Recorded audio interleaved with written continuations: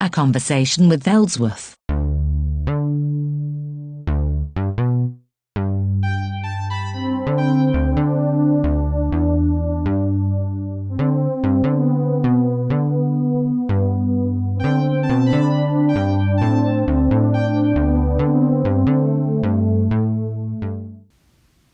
Our guest today at the Iowa Falls Historical Society 2021 is Mr. Eugene Stafford Ellsworth, a well-known businessman and benefactor in the history of Iowa Falls. Good afternoon, Mr. Ellsworth. Many of the older or lifelong residents are familiar with your name and some of the things you have done, but many of the newer or younger residents are not familiar with you. Could you tell us a little bit about yourself? I was born in Milwaukee. I was a drummer boy at age 14 in the Civil War with my father. We came to Iowa Falls when he was discharged. Iowa was a new state with lots of opportunities. We had a livery business and I went into real estate from there. Could you tell us a little bit about your family? What did they do in Iowa Falls? My wife was Harriet Northrop Ellsworth from Dow's, a daughter in the Parsons Paper Company. She was very active in women's groups in Iowa Falls. My son Ernest became a state senator like his grandfather. He managed many of my business projects and managed the Metropolitan Opera House. He became a president of First National Bank. Interesting. In those days they could issue their own currency. And here's what a bill looks like from that bank. My daughter Caroline, Carrie, was a graduate of Vassar. She taught at Ellsworth College. She married Dr. L.B. Morton and moved to California. Unfortunately, Carrie died young. I had only one grandchild, Marcia Morton Middleton, who was the sole heir to the remaining fortune of the Ellsworth estate. And where did you live in Iowa Falls? We lived at the southeast corner of Rocksylvania and Oak, where I built my mansion in 1875 at age 27. It was a showplace in Iowa Falls. It was just a few blocks from my office. My wife and son lived there until they died in 1935 and 1945, respectively. Sadly, the home was torn down in 1949 after just 75 years for restaurants and stores. That's progress, I guess. I tore buildings down in my life as well. Tell us a little bit about your businesses.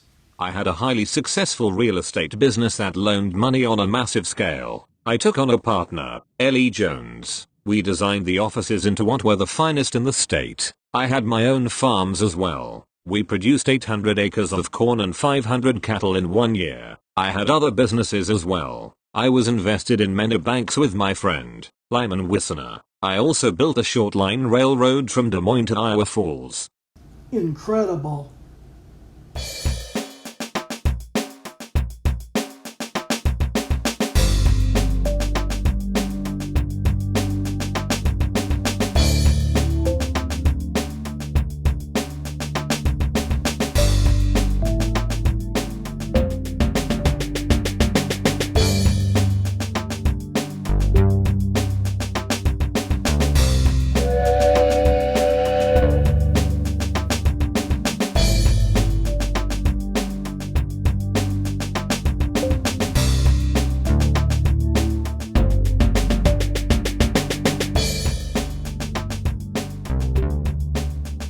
I had my own stone crusher business just south of Julia O'Neill Park. I built a railroad track across Highland Golf Course and a bridge across the river. I also built a dam.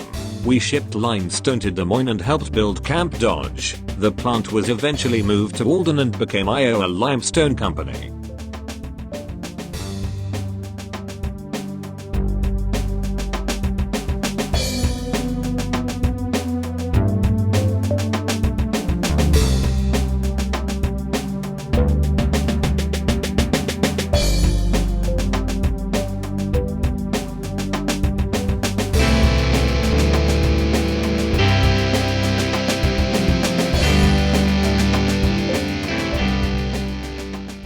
What made you become a benefactor of Iowa Falls? My good friend, Lyman Wisner, was the top banker in the state of Iowa. He had far more land and wealth than I did. We would both be billionaires if we still had all our holdings today. Tragically, He was killed in a careless hunting accident by his son, George. George then married the daughter of Lyman's enemy in business. Lyman never gave away much, and his holdings were completely dispersed to his opponents and others. He has only a huge tombstone. It all seemed so pointless. I decided to use my energy and wealth for the good of Iowa Falls. I only wish I had lived longer. George Wisner became a benefactor of Eldora, but he only outlived his father by about 5 years. Sadly, that's correct. Let's look at some positive things that I did.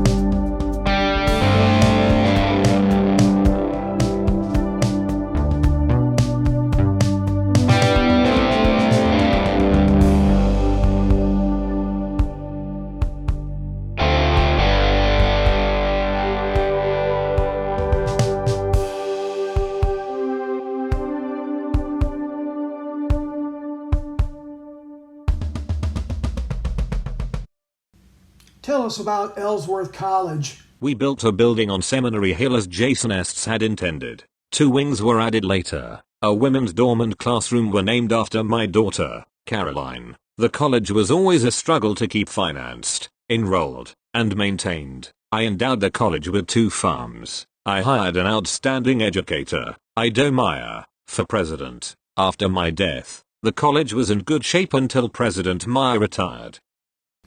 In fact, the 4-year college became a 2-year college and was taken over by the Iowa Falls Community School District for a period of time until the mid-60s, when it finally became a part of the Iowa Community College Network. That's correct. The college looks a lot different today. There have been many other benefactors, as I hoped there would be. I donated $14,000 and built the first hospital. It was also difficult to keep financed. Just like today, there is only a memorial at that location today, which cost about the same amount as the first hospital itself. Many things I built have been torn down, but people remember them. They have been replaced by newer and better things. That's progress, and that's what really adds up most of all. And what about the Illinois Central Depot? I hated it. I thought it looked like a turtle. After all my efforts, I expected something better, but at least it's still standing and being used for a very good purpose as a museum. It's an historic place. And what about the painting? It's in the Carnegie Ellsworth Museum, which used to be the library, that I financed and built. It's a painting called Romsdal Fjord, by an obscure Norwegian artist by the name of Holmstedt, that I bought while I was on a trip in Europe. I gave it to the town of Iowa Falls in 1907 in my will. It was restored in 2019. It looks better than ever now. I always loved boats. In fact, I put the first steamer on Spirit Lake in Iowa. I just wish I'd had more time to enjoy them. Ernest Ellsworth donated money and built the old City Hall, which has just been replaced this year.